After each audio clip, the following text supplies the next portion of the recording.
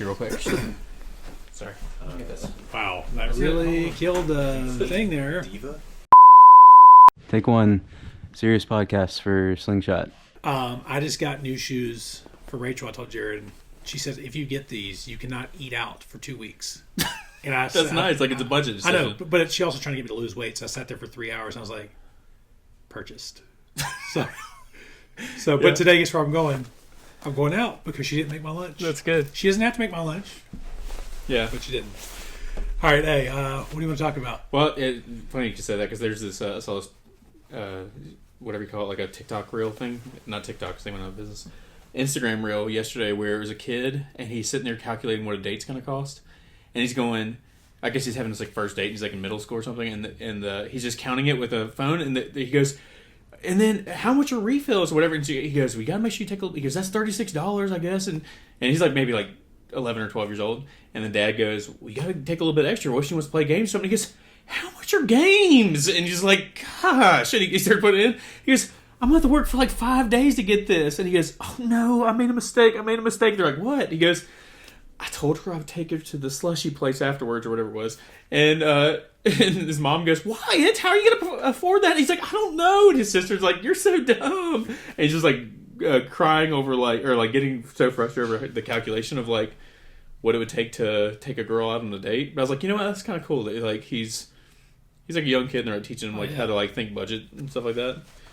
We have a kid in our neighborhood that travels around with a gang of kids, but they have wheelbarrows and hose and rakes and stuff that they carry, not to attack people, but That's definitely where it sounds like.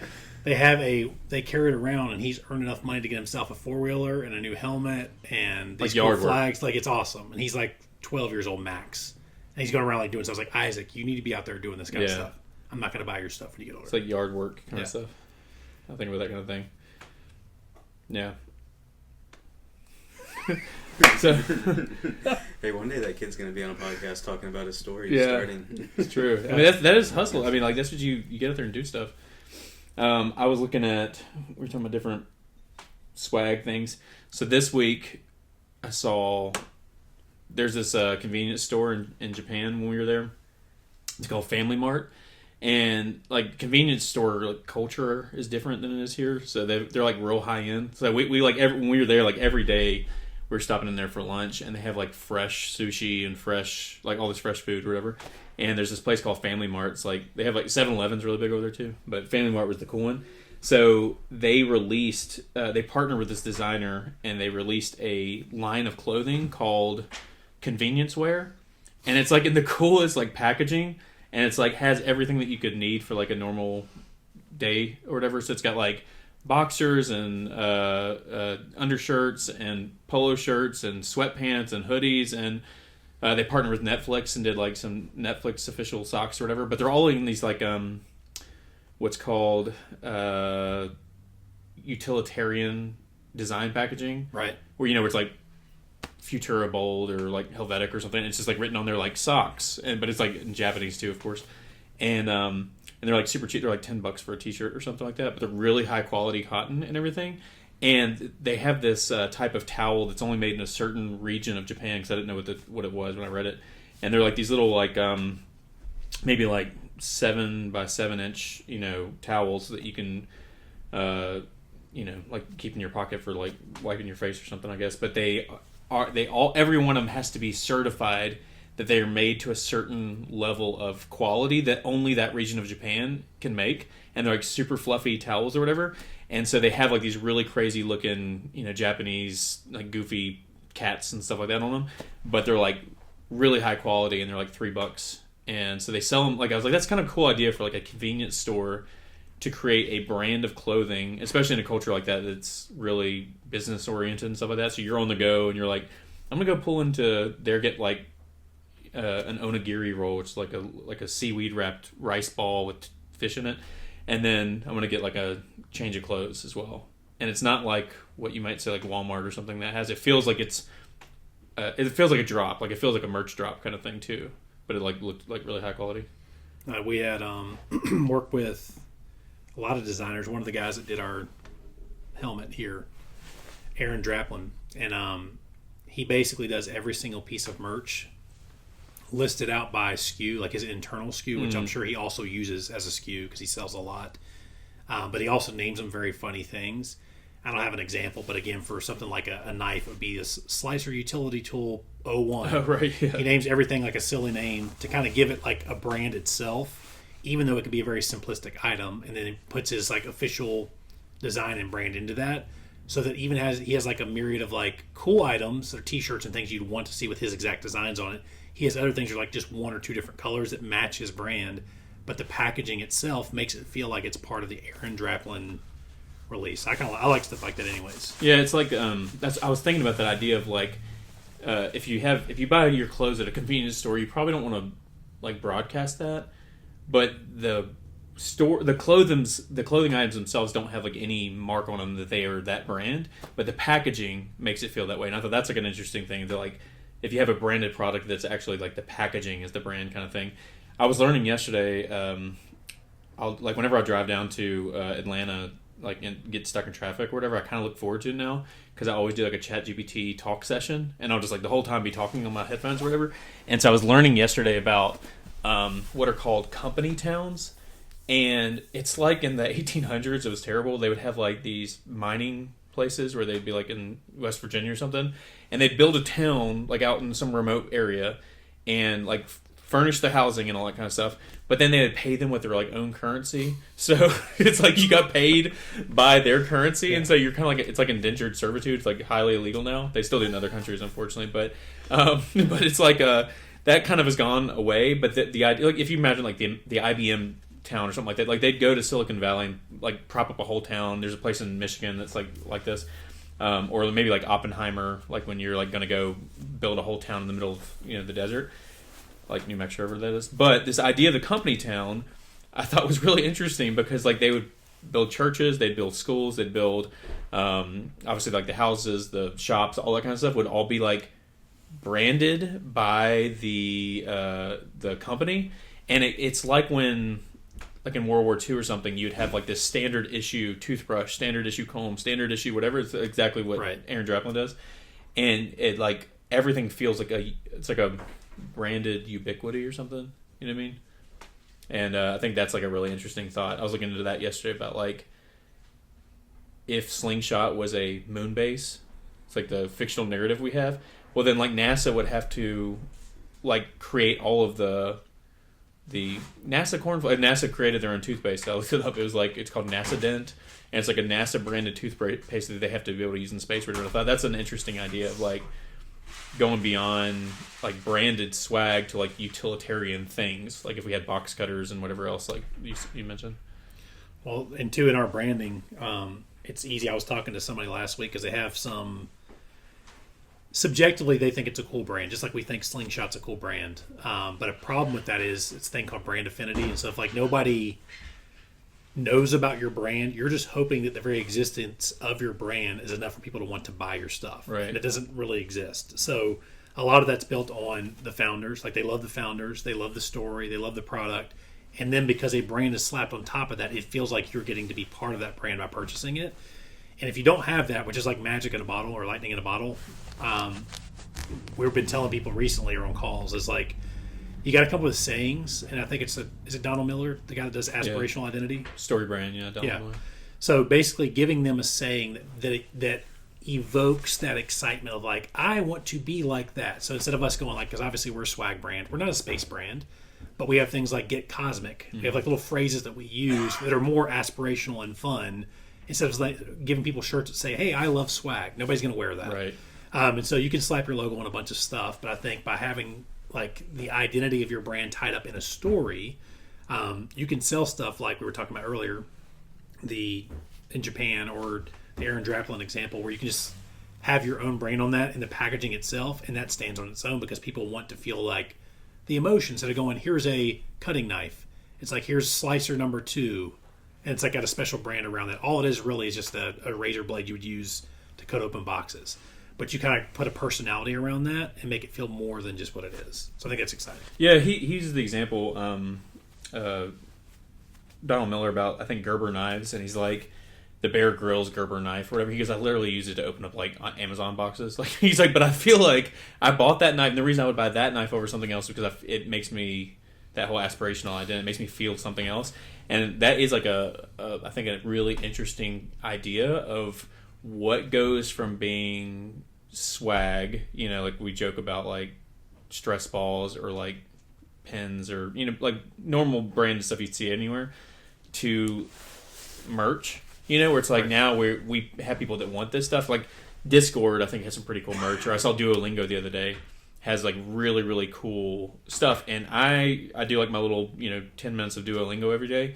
Eventually, I'm involved with Duolingo as a company brand or whatever. And the little characters they have on there or whatever. So they sell plushies of that. And you're like, it moves from like, and I'm sure they give those away at like conferences or whatever. But it moves from like swag, like enjoy your Duolingo thing, to like, I want that because I have a positive association with that company. And like that, making that jump from like, you know, swag, free stuff, please take our stuff so you can remember us when you go home from the conference, to like people are lining up for like a mischief drop or something like that, where it's like, it feels like I want to be a part of this, and it's like it's a brick that says Supreme on it. Like it's stupid, but it's like, it's not, because it's like a cultural artifact all of a sudden, like where you're like engaged with the brand in a different way. Well, there's a lot of founders I follow on Twitter, X, that do really, really unique things that seem impossible, and they keep showing you the inside of that. Like, we're in a commoditized industry, so we do swag. Obviously, we think we're the best, but that's subjective. You're not in a commoditized industry when you are literally seeding clouds for rain. So Rainmaker's an example. Yeah. And they're just killing it on that. You've got Julius AI. They're a customer here as well, but they're Julius AIs, where it's creating a new way to use AI tailored to researchers. So it's like specifically tailored to people trying to get down to research and show all of the different objectives they're trying to get to in the end game, the end result. You got people digging tunnels, pipe dream, under the ground. And so when they release swag, it's different than a commoditized service releasing swag. It's like something very, very unique. And then you go to the extreme examples like Kentucky Fried Chicken and Pizza Hut trying to relive nostalgia, or releasing some ridiculous thing that you want because it's so stupid. Or Taco Bell selling their sauce packet t-shirts and pillows because they're so iconic and we're used to them. It's a silly thing to have, and they're going to try to abstract themselves away from, we're a boring company that sells fast food that makes you feel bad after you've eaten it. So It's like, I think it's kind of wrapped up in the story, is like, how can I create a story that people aspire to? And so even if you're in something like making fun of ourselves, we could have been called the Swag Company, which would have been a great name if we can get the domain, but pretending we can't, which we can't. It's Slingshot. Let's do something about the Slingshot. Let's go into space because we love space. We're both big fans of space. So when you come up with something like that, your drops can be very correlated to that and have nothing at all to do with we're a swag company, because nobody cares. So yeah, like Duolingo is perfect. It's an example of that. Yeah, I mean, I was looking at, I know we were talking about like different events going on and stuff like that. So I was looking into CES, the Consumer Electronics, whatever it's called, happened a couple weeks ago, and so much of that stuff like just seems like trash, you know, like the giveaways, like not like the actual inventions and stuff, but like just the booths and stuff are like so lame. But there was a lot of really cool ones, and one of the ones I found was there's this company called X-Real that does augmented reality glasses, and had this bag that they were putting out. It's like this gradient bag, and it looked like pretty high quality or whatever. And they had their X-Real glasses being given away, because again, that's what people want. They actually want the product. They want to try out the augmented reality glasses, whatever. So giveaways in general, like I think that's where you get stuck in, like, you know, customers will get stuck in like the world of like swag being a thing that has we call it logo slapping. Like, you know, you just put the logo on there and it doesn't actually do anything for you. But there was another company that does, because I'm thinking about Pipe Dream that you just mentioned, that they're a really cool brand. This company does the signs that are in like an airport checkpoint. So it's like a security checkpoint thing, but it's like a big digital sign. And, you know, maybe it's an exciting product, not really exciting to me, but they were giving away little versions of their giant signs. So there was like a little screen that was like, you know, 5 inches tall or something like that, and it had a screen built into it that worked the exact way, I guess, that the way they did it on Twitter. It looked like it was a little replica, but it actually worked the exact same way as the big ones. And people in the comments were like, I'm rushing down to your booth to get that. And I was like, that's a really cool thing. And so I was thinking about Pipe Dream. I pitched it to them one time, I think, on Twitter. I was like, you should build a small little toy version of because they have these robots that that run in the little tubes underground. I was like, that would be an incredible product that like people would want, and they'd want to take it home, give it to their kids or whatever. Yeah, there's a company doing. It sounds insane. I'm gonna use the word slingshot again, but not for brand. There's a company that's using literal cannons and rockets to shoot stuff into space. So, like, there's extreme companies out there that you could think I could just sit there for like hours coming up with just crazy swag for them to release. We did. I don't know if you remember this project. We did one for Stripe, where it was we did basically they're ramping. It didn't make sense really, but they were ramping up into crypto. So because of that, they could have just said we're getting into crypto and done something to do with crypto. But instead, they said, let's go with a crazy different perspective. So they made little skateboards, like the ones from the 90s, and the ramps. And then we ended up making a bunch of little graffiti stickers that you could stick on the side of your little toy ramp to make it feel like all the companies that were part of that initial launch, that took part of that initial beta set of companies, were represented inside of this ramp. And then they got someone on Twitter or X to release a little video showing them jumping ramps with the little Twitter skateboard or the Stripe skateboard. So like you can get extremely random with your stuff and it still pay homage to the brand, but it's like that was just fun that they did that. Because of that, that's probably a fun company. So you can get as extreme as you want. You can get as very direct as you want. I mean, some people just have like they slap their logo literally in anything and people love it. That's not normally what people. I'd say 99.9% of companies don't have that same brand affinity. So it's like. It's hard to come up with, but that's like my favorite part of the swag stuff is like, how do we come up with like random ideas that pay as little homage to the company as possible? We talked, Jared and I, who works here, Jared, he and I worked together a couple days ago on a release for a company going to Harvard's campus. So they're going to Harvard's campus and they wanted something that was going to be carried around by say 1,000 students in classrooms that are getting premier access. Well, if you know Harvard's rate of acceptance is like near 3% or less, which is insane to think about. This MBA program, so Master's in Business Administration from Harvard, is an even smaller amount of that for the acceptance rate. So these are like the best of the best people. So how do you represent that for the best of the best people in the world that we think, again, representing schools here in the United States, is how to become something they're going to wear all the time. So we're like, T-shirts don't work. Hats don't work because sometimes you're wearing different hats. But outerwear in this climate right now works really, really well because nobody judges you for having the same jacket on multiple times throughout the week because it's outerwear. It feels really well. So we ended up pitching an idea. They went a much safer route, which totally makes sense because it's Harvard. Is the collab was going to be their statue of this very prominent, famous thing on the back of this big jacket draped in a flag of Harvard. So it just looks like this cool collab. People are going to be like, how in the world did y'all get that? Something that causes people to take note of you versus like, how did you get that jacket with that little tiny logo? So things like that to me are really, really exciting. It's like it's taking something that's normal and like what's the largest reaction we can give from this? Because if you want people, if you're working in marketing or operations or giving away swag in any part of the company, if you want them to keep giving you money to your department to keep doing this, you got to show some kind of like return on investment. And the best way is either eyes on something, voices talking about it, or people paying you for it. And people paying you for it is the top one. That's the best of the best companies like Perplexity AI, just again, sold out of all their stuff, drop one. At least that's what they said. And Duolingo, selling all their stuff immediately. It's like to get that level of brand affinity where people will pay for your swag is crazy hard. Before that is how do I give away stuff that'll create that emotion where people want it? Like, I can't wait to have this. Not like, oh, thank you. I appreciate you giving me that. You don't want that reaction. So it was just fun. That was one of the examples we did where like we brainstormed hard.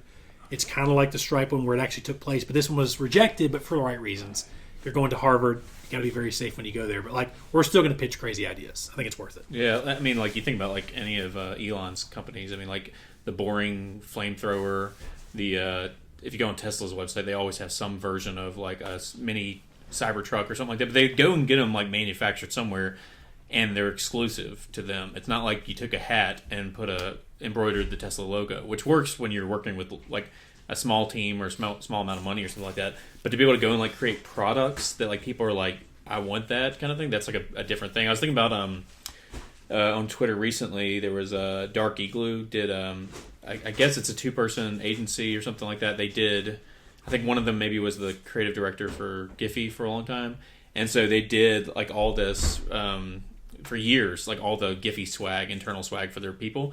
And they did like a retrospective recently of it. And I was looking through it and I was like, oh my gosh, this is like how you do good swag. Like, this is cool. Like, I want that stuff. I'm not even like associated with Giphy, but like, it looked so cool. It was like super retro, and they had like a power glove, and they did a commercial for it, and they had like fanny packs with like all this, like, not like Lisa Frank, but like that kind of like 80 or not early 90s kind of look to it.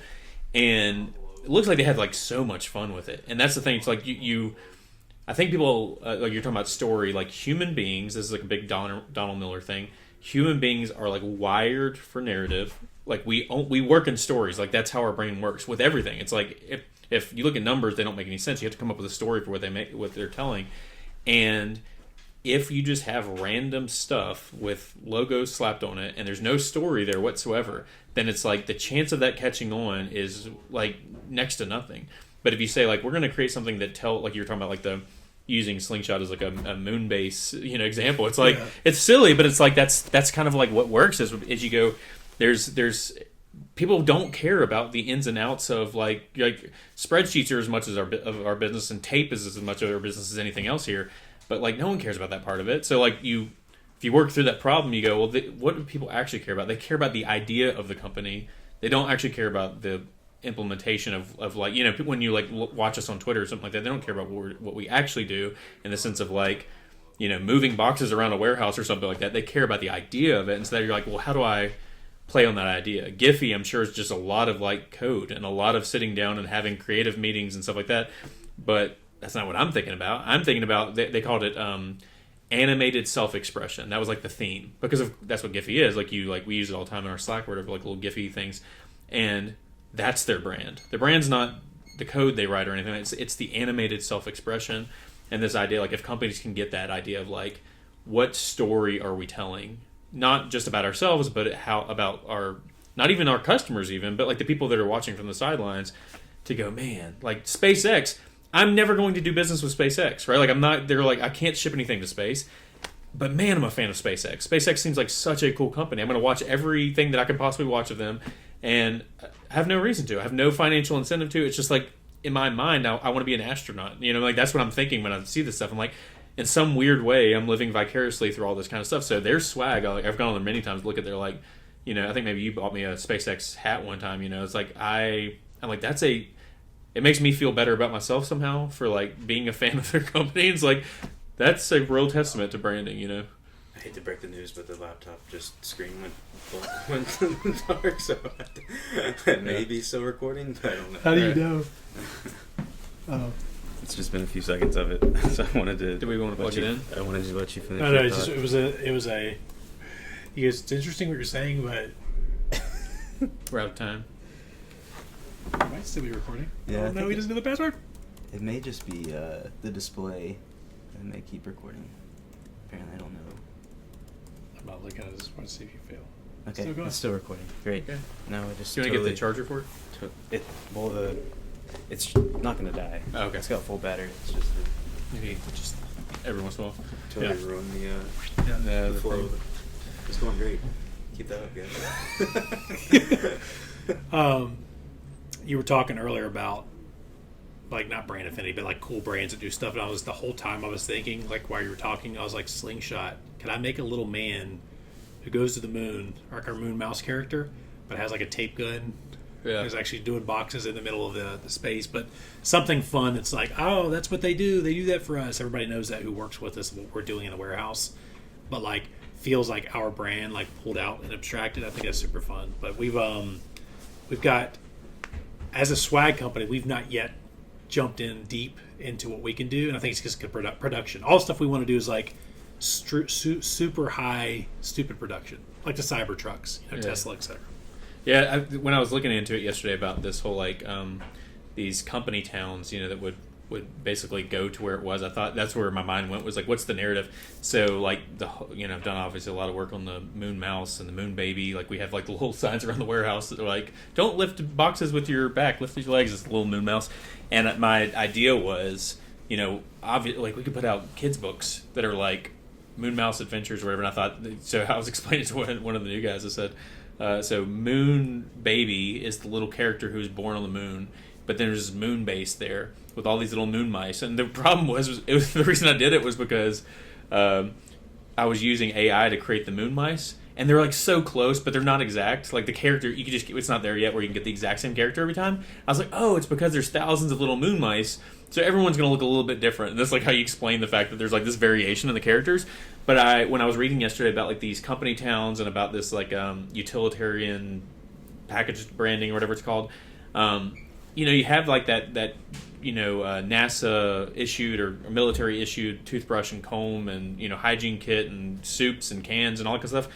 And I thought that's a really cool idea of as a company, we're saying like, hey, we're going to create this stuff for our employees. We're going to have like our own. Obviously, we already have like pens and mugs and stuff like that. But like if we had like everything that we need to work here, we're like, why not create our own box cutters and put them in like a action figure type branding, and like have them, when Dad was on the railroad, had that like I went to go visit his railroad, like the actual offices one time, and they have a vending machine where you like if you need hand warmers or you need like your new flashlight batteries or whatever they needed for like their work, there's a vending machine where you can go type it in, and that way the company could like make sure that nobody's like just running off with bulk amounts of things.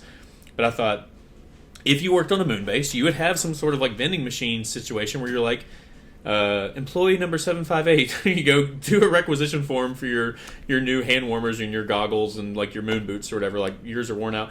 And I thought that's kind of like a fun aesthetic, like both internally, but if you sell that narrative like as a story and we make like kids books, then like all of our kids are going to be like doing coloring books of Moon Mouse, where my kids talk about they draw Moon Mouse all the time. Like this weekend we were at a birthday party and Hosanna's drawing a moon mouse on a balloon. Like she's like, moon mouse is part of our family's culture already.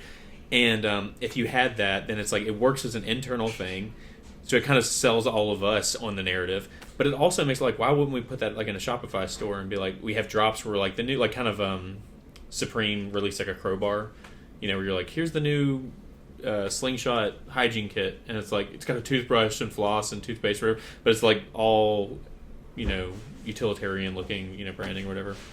It's like a cool idea, I think. Yeah, a lot of it's just production cost. I mean, which anybody wants to try something like, you got 3D printing, you can do stuff in like low production costs and try it out and see if anybody wants it. But also you can just ask, like if you go on Twitter and say, hey, or X, I keep saying it. If you go on X and you say, hey, who would buy this? You can usually get a decent amount of responses. Now it's up to you to go back to them and say, hey, it's made now, come pay. Or like a giveaway for it. Yeah.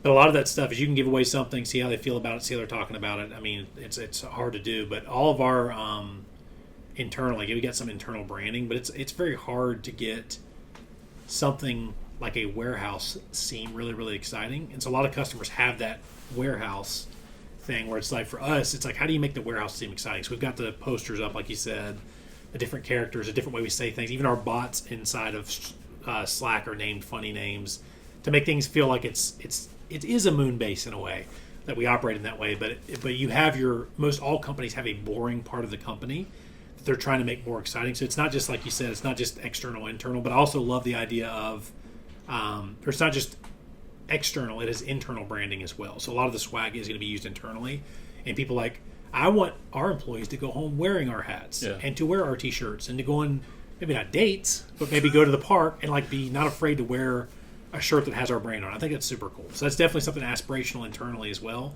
But I love the idea of, I saw a guy reached out to me 2 days ago, was like, would you like a vending machine for your business? I was like, no, I don't want that. But I like the idea you had mentioned a while back about a vending machine for stickers, because we collect stickers here like insane. Like we don't have places to put them anymore. But having stickers where people could walk in and put a free coin in, it's like a Moon Mouse token. They put a coin in, it's a Slingshot token, and they get some kind of cool thing out. Making that experience feel awesome when people come visit us here in a physical warehouse. Because not all teams, believe it or not, opposite of what you read, are working remotely right now. So a lot of us, we're face-to-face almost every day. And so a lot of these teams get to work. Like, how can we make the internal experience of branding and swag feel as fun? Not just the swag itself, but to get it. And so internally, it could be things like that. I had a story where I was talking to, we still not closed them yet, but I was talking to the CMO of Chipotle. I just DM'd them on Twitter because I saw this awesome thing where they had released virtual burritos inside of Roblox. Yeah. Now, I've not played Roblox, but my kids have. And I know what it is, basically Minecraft, exactly. But they made a world specific to Roblox, and it broke the servers. So many people went on there to claim that free burrito because the digital burrito you could redeem once you showed you have it for a physical burrito in real life. And so it was like this amazing way for them to tie in physical things into digital experience. So again, going back to that, internally it could be a vending machine. Externally it could be just a link or a QR code to redeem it. Or physically at a trade show. But also you could do like a virtual, like they did, and just release it virtually altogether. Yeah, Twitch just did that for Christmas, I think, where they had a big digital giveaway where it was all these things, but it was, of course, across like all these different games. I thought that was really cool. They're uniquely positioned for that. So they were like releasing stuff for like, I don't know what games are cool now, but you would know more than I would about like Apex or whatever the different games are. And they had it for all those different ones. Like this week we're doing a Diablo, whatever, but it was like specifically by Twitch. They had worked with the developers, and so every one of the like 12 Days of Christmas or something, they released like a new digital drop. And digital stuff, like, because that was an NFT thing, the whole like Roblox, right. Thing, and that was like one of the few examples where people were like, "See, look, that's like a real example that affects real life." And there's, during it was like 2021 is the height of the NFT stuff, and I thought there's so much cool stuff there. Like there seems like we talked a lot about the idea of like digital giveaways, and there's like so much cool opportunity there. Because most people are interacting with your brand online, and one of the other ones I saw was for Christmas, Starbucks every year does StarbucksForLife.com or something like that. And every day that you buy Starbucks, or I think you can log on every day and do like one, you roll the dice or whatever the little thing is. I think it's like a snow globe. You shake the snow globe and it gives you like, all right, you got the little stamp for this card, and you get those three. It's like what's the Monopoly? McDonald's Monopoly back in the day. Scratch offs. Yeah. So it's like that kind of thing, but it's all digital. And I think that's another, like, just getting the idea of like kind of like what I've been thinking about, this idea of like expanding your borders of what like swag or giveaways or any of that kind of thing means is like a really interesting idea. Because of course, like a lot of the Starbucks stuff was for physical products. So you like get this and it's like, all right, you get a mug or you get, free bag of coffee or something like that. But a lot of it is just like $25 gift card or, extra point, the little stars or something like that. And the idea of saying like, let's take that, let's expand the definition of what swag or giveaways can be and make it like a digital thing as well. I think that's an interesting idea. Well, all this stuff is, to kind of like encapsulate it all, is like you want to have awesome products that people care about. You probably can't sell anything unless you're just freaking amazing. Like your company is just something that everybody wants. But you can make something wacky enough where somebody does want that because they're like, that's just cool that they released that. A lot of that is led by the founder or letting them inside. So a lot of these guys you're seeing do very well. They're smaller companies are exposing themselves like in the area of like, here's what I'm dealing with in my work. Instead of acting like everything's buttoned up and done, I am struggling right now to get this thing done. We had one last week that I read about where they were trying to fix a satellite. The founder and his team were trying to fix a satellite way out in Utah or wherever it was. And he was like, hey, I'm literally stuck right now. It's a bunch of 4x4s and equipment and about 16 guys. We need some help. Is there anybody in this Utah area that can come help us out and pull us out with their whatever 4x4s that are better than ours? And I thought that was like, that's super weird to share, but I was like, that's cool that they shared that because now you feel like you're part of their like struggle, and because of that, you feel like you're part of their team. It's not like I'm part of the team that's represented there, but you just feel like closer to them. And so when you're on a smaller side, you can do that. You're seeing other people try to do that, like Zuckerberg right now, and Elon is like every thought that comes in their head they're trying to release now or show, or Zuckerberg's now wearing chains and baggier shirts and trying to look young. He's like my age. Which again, what am I saying? Yeah. But basically, it's just kind of funny. You're seeing people try to like reinvent themselves in a way and be like, I'm also young and random and kind of. It's like, well, you're running $1 billion company, like multi-billion dollar. It's not as relatable. So I think if you're in the trenches and you make people feel like they're part of that as well, I think that's really, really interesting. And that's where you could probably get a little more gains. Like I'm going to release swag drops and people care. Because we see a lot of it come through our doors too, where people are like, oh man, they just did this sick thing over there. I want to do the same thing. And we're like, but you don't have their same leadership team. You don't have the same brand affinity. You're not them. And so it's going to look phony and fraud and fake that you're trying to imitate what they do. So we always call it like, you and I have talked about this, like lovingly brutal. Like how can we be very loving to you as a customer, but brutal in the way that we show you what you should be doing? And so in those conversations, of course, we usually push them towards where we think they should be because we've seen it all. We've seen, I'm not going to mention names, we've seen billion-dollar companies do massive releases and tell us they're going to have tons and tons of sales, and them sell like 3. Right. With accounts with like 11 million followers and 20 million followers, we're like, how did you sell just 3 items? It's because you thought you knew what they wanted. They didn't want that. And that's not being connected to your audience. So you can do it as a small company, you can do it as a large company, and you can see everybody's trying to fight for that. Again, like using the Elon Bohr example, a flamethrower. It makes no sense, but he's acting so ridiculous that you're like, that guy's cool because he's not a normal CEO. When you've heard the stories that he's very much a normal CEO inside the doors with people, he's not normal in the way that he can act in public. And I think that's what makes him more relatable. Zuck's trying to get there. I think he's very relatable now, but he's definitely trying to shift to be, I am relatable. Hey, see guys, I'm relatable. I'm a human. Yeah, I am human. I am not alien. Yeah. I think like the idea of like, the brand narrative is like a huge deal. Because as you're saying that, I was thinking about, what's his name, Kenneth something that's on Twitter? Castle. That isn't he the one that has they print, or they like use CNC machines to cut out parts and all that kind of stuff. Like there's that whole like Segundo like group 2, like where there's like this industrial kind of feel to the whole thing, and it makes it, again, it's like we are pretty easy to figure out, human beings.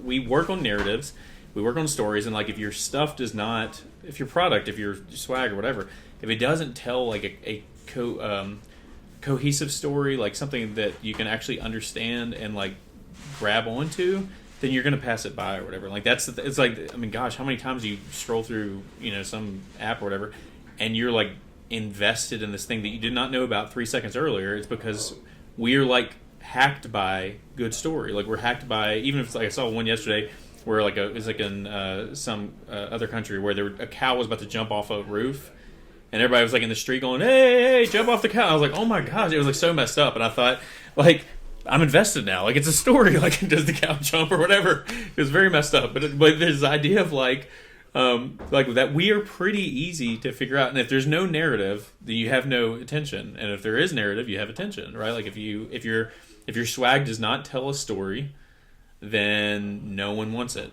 and you definitely are not going to sell it, right? But like if you're, I mean, the Boring's first product, if you recall, was like a black hat with the Boring logo on it.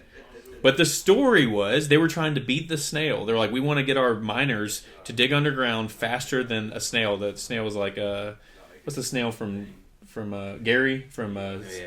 Gary the snail from SpongeBob. It was like Gary the snail, and it's like, we're trying to beat this, and they had a physical like snail that was, and they're like, we need to get faster than the snail. And so they release a black cap hat, sells out immediately. 1, because of Elon Musk, obviously, but 2, because they're telling a story of like, imagine a future where, and they're like, of course, this goes back to Donald Miller, where they're saying, what about flying cars? Or like, flying cars, when they fail, they slam into the ground from 100 feet up or 200, 400 feet up, and then you are dying. But if we drive under the cities, well, then we can go infinitely far down because like we have, so much room to work with. And here's a black hat to help us make our mission. And you're suddenly like, I want to get that black hat because I want to be part of the first company that I've ever literally heard of who's digging tunnels. Probably lots of companies before them, but they're the first ones I've ever cared about. And they've accomplished very little in the last few years. I think they have like 2 working tunnels or whatever in Las Vegas. 1 in Las Vegas, 1 in Los Angeles. But again, you're brought into the story and you're like, I want to be a part of that. Like that seems super cool. Narrative matters. Well, that's all I want to talk about today. Was just talking about different cool swag drops, things going on. Obviously, the story thing I can't stop talking about because it's what we do here. But I figured to chop them up anyways, so that's good. Let's go ahead and pray.